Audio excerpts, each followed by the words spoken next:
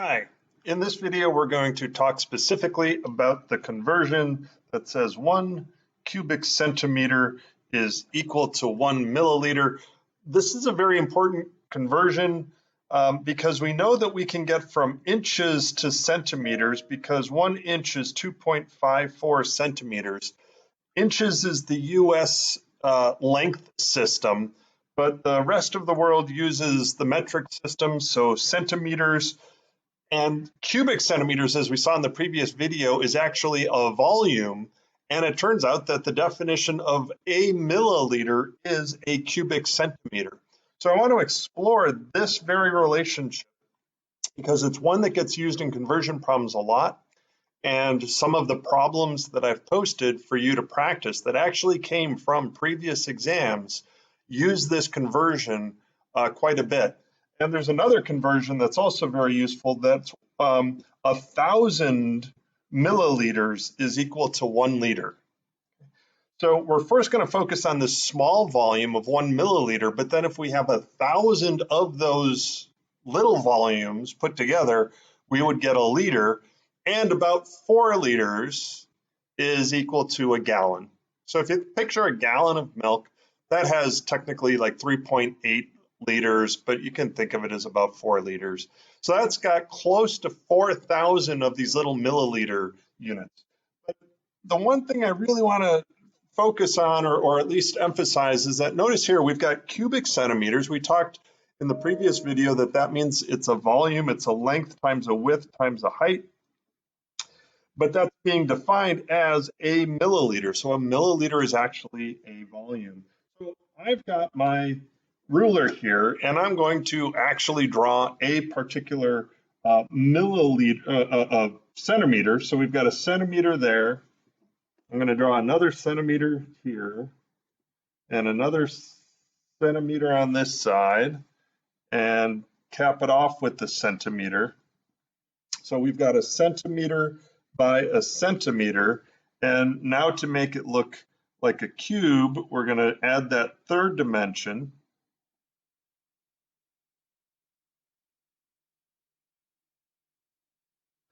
And I'd encourage you to construct this on your own so that we really are making a cubic centimeter here. We have drawn something, if this were in 3 dimensions, we have drawn something here that is actually 1 centimeter times 1 centimeter times 1 centimeter, or 1 cubic centimeter. So it would be about that big. And that would be defined as 1 milliliter. So I really encourage you, chemistry can be really abstract, but it doesn't need to be, because everything we're talking about really is in the physical world. So if you look at a ruler and you say, oh, here's an actual centimeter, that's that measurement that we're talking about. And if I have that times that by that in terms of a width, length, and depth, that's how big a milliliter is. Okay. And we're going to use this conversion, 1 centimeter cubed is equal to 1 milliliter a lot. To give you another sense of this, that it really is a physical dimension, I'm going to try this. I don't know how well it's going to work. I've got here some salted butter. So if I were to ask, if a recipe said, hey, get 1 milliliter of butter, what would I need to get? Well, a milliliter of butter is a cubic centimeter. So how much butter would I want to cut out? Well, I'd want to cut out a cubic centimeter. So I would say, well, here is 1 centimeter. That's 1 centimeter in. And how tall? It should also be a centimeter. So there. And then it should be a centimeter on this side. And it should be a centimeter on this side. So if I were to cut it this way,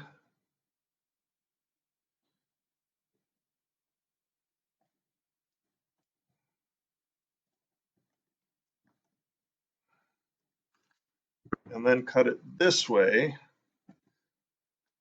and cut this way,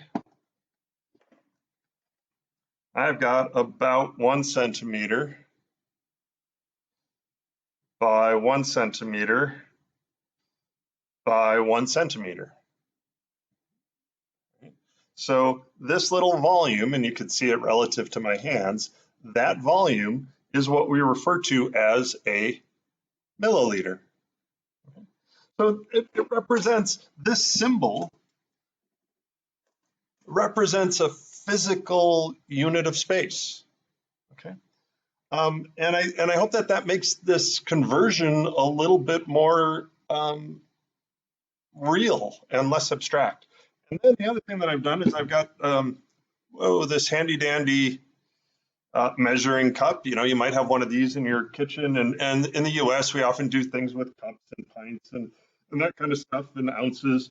But if I flip this over, notice that this actually says 500 milliliters up here. So 2 cups is about 500 milliliters. Well, what does 500 milliliters mean? This is 1 milliliter. This is 500 milliliters. So if I were to start cutting these out of butter and placing them in here, how many little ones of these would I need to fill up the entire measuring cup? I would need 500, right?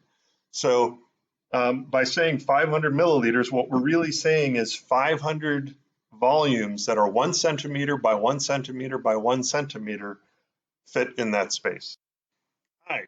It occurred to me that after I made the last video, I forgot to say one really important thing, and that you might already be familiar with cubic centimeters. If you ever watch medical shows, a lot of times the doctor will say something like, "Get me 5 cc's stat." Well, what does that cc stand for? It stands for cubic centimeter. So what they're really asking for is 5 cubic centimeters of whatever medication they want to inject into the person. And what is a cubic centimeter? It's a milliliter. So that same show could just as easily say, "Get me 5 milliliters stat," instead of "Get me 5 cc's stat." So when I was thinking about that, I realized that that's something that I always like to point out. And now that I've done that example with butter, it's even funnier to think about asking for 5 milliliters of butter, because that's not going to do the patient much good at all. So anyway, just thought I'd interject that. And now back to the regularly scheduled video. Okay. 500 milliliters is a half of 1,000. Right? So we don't have a 500 milliliters. We don't have 1,000. We only have half that much. So how many liters do we have? Well, we'd have half a liter. Okay. So let's do some problems using that conversion, because like I said, that this shows up on the first exam quite a bit, and it's a nice conversion because it's one that gets us out of cubic inches, cubic feet, cubic miles, and into metric system volumes. Okay. So here's another problem. I have not yet actually even worked this problem. Always dangerous when you're teaching to not have done the thing you're about to talk about, but let's go for it and see what happens. So I took out this little ring box here as a way to start practicing problems. And I'm going to measure this in terms of inches. So this looks like it's going from 7 to 9. So I'm going to say it's 2 inches wide by, conveniently, it's about, oh, let's call it 1.3, 1.2 inches. So 1.2, I'm going to write down 1.2 inch by 2 inches. So I've got that, and then I just need the other measurement here. So 7/8, so that's 1 and about 3/4. So we'll call it by 1.75 inches. So here we have a box that quite literally is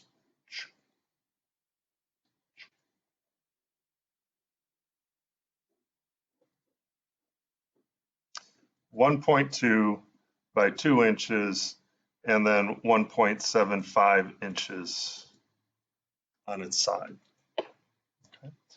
And let's say we want to express this in, so the question might be, determine the volume in liters. How many liters does this represent? Well, clearly this is going to be less than a liter because this isn't even a liter. This whole thing is a half a liter, right? And we can get multiple of those boxes in here. So our answer, we would expect our answer to be a decimal or something less than 1 liter. But let's go for it. Let's figure out what that is.